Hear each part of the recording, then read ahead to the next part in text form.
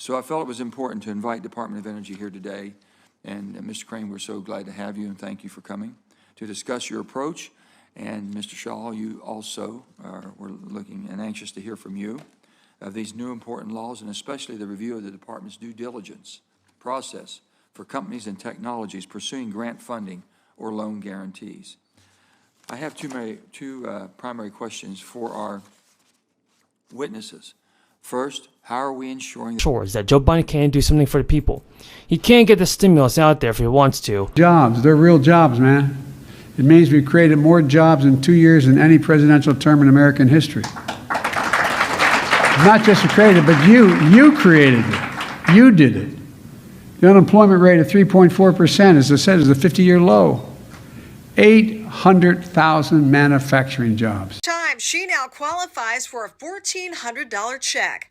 With the first two rounds of checks, it didn't matter if you were struggling to pay your own way through college, as long as you were claimed as a dependent and were aged 17 to 21, no stimulus for you. Couple of catches. One, the money goes to mom and dad, not you.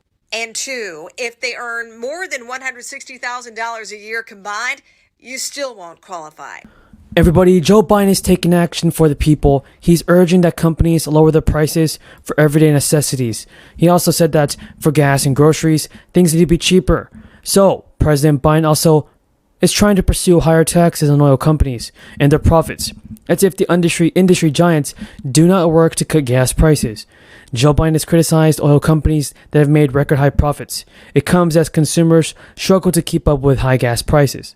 According to AAA, today the price of a gallon of gas was $3.76, down from a record of over $5 in June, but still higher than a year ago.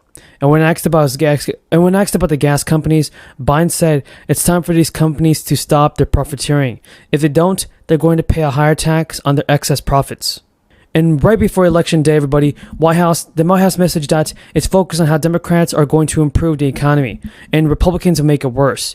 Inflation and the economy consistently rank at a top issue for voters, and higher gas prices stretched consumer budgets for much of the year.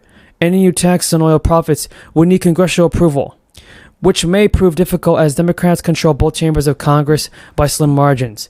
Bernie Sanders and Elizabeth Warren also previously floated the idea. The Republicans, who generally support lower taxes, hope to win back one or both chambers in Congress as of the November 8th midterms. Shell also made $9.5 billion in profits in the third quarter, almost double what it made the same period last year.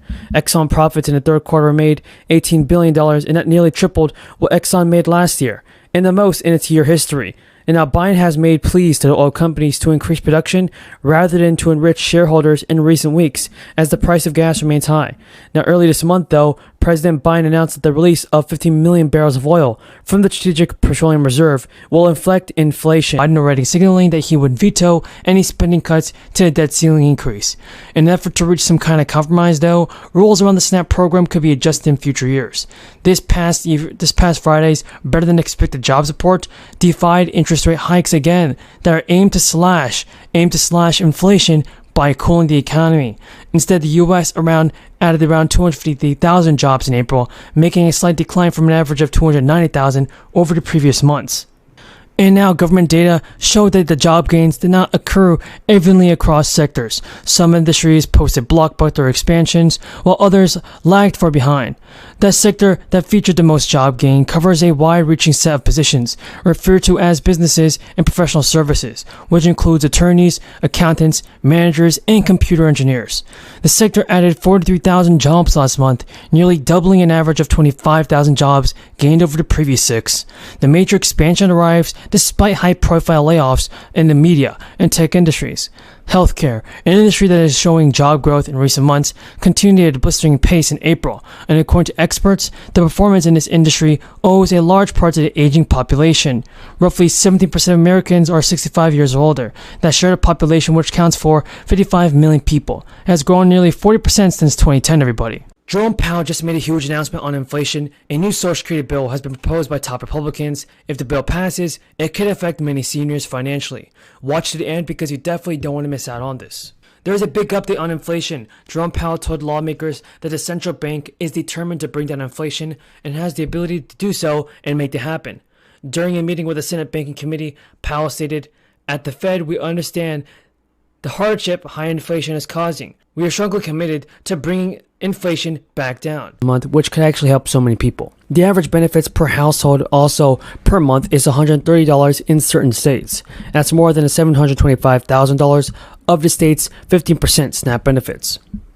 So SNAP benefits have also been very crucial for many New Yorkers' livelihoods, including approximately 14% of the state's population last year. According to the New York State Office of Temporary Disability and Assistance, more than 1 million households, including more than 3 million New Yorkers, that the state were enrolled in SNAP in July 2022. 44,000 residents may also now be eligible for food assistance under a state change to SNAP went into effect recently. The update, which Governor Lamont announced, increases the maximum monthly gross income for Connecticut SNAP recipients from 185% to 200% of the federal poverty level. Monthly SNAP benefits will also increase by an average of $12.12%, which accounts for yearly growth, everybody, in the price of food. But some advocates are saying that emergency food service providers applauded these changes but worried that they would not fully address the needs of Connecticut residents. And that's very true. People in Massachusetts who participate in SNAP will also see an increase to the benefits in response to the rise of cost of living. The governor actually announced in a news release that the benefits will increase 12% as SNAP amounts are adjusted to the current cost of living. Households will see an average increase of $25 to $30 a month, and there are around 500,000 households in the Bay State that get announced and get SNAP benefits. Additionally, Massachusetts got approval from the federal government to adjust the heating cost used to calculate benefit amounts because of the regional rise in price utilities. And there are some Americans that have lowered tax bills when they filed for 2023 after the IRS adjusted tax brackets and increased deductions to counter the soaring price tags in groceries and other staples. The IRS said in a statement this week that tax brackets will increase by about 7%. In an attempt to counter rapid inflation, those updated brackets can mean that Americans whose wages haven't kept pace with inflation will land in lower brackets and earn relatively less when they file. Now, consumer prices rose 8% in September from the year earlier, with grocery prices spiking 13%. The IRS said about 60 tax provisions will be updated to counter those rising costs, including standard deductions for single married filers. The standard deduction for married couples will increase to $27,000, up from $1,800 from the previous year. And for single filers, it will be $13,000, up $900. According to the IRS, these increases mark an acceleration from the previous year's standard and cost of living deduction hike. Marginal tax rates are also being adjusted for inflation, everybody, with the lowest tax rate of 10% now applying to single filers making $11,000 or less per year. So, the top tax rate will remain unchanged at 37%, the highest rate that has been applied to filers making $500,000 or couples earning $650,000. First of all, that I wanted to say something about your Senator Ed Markey.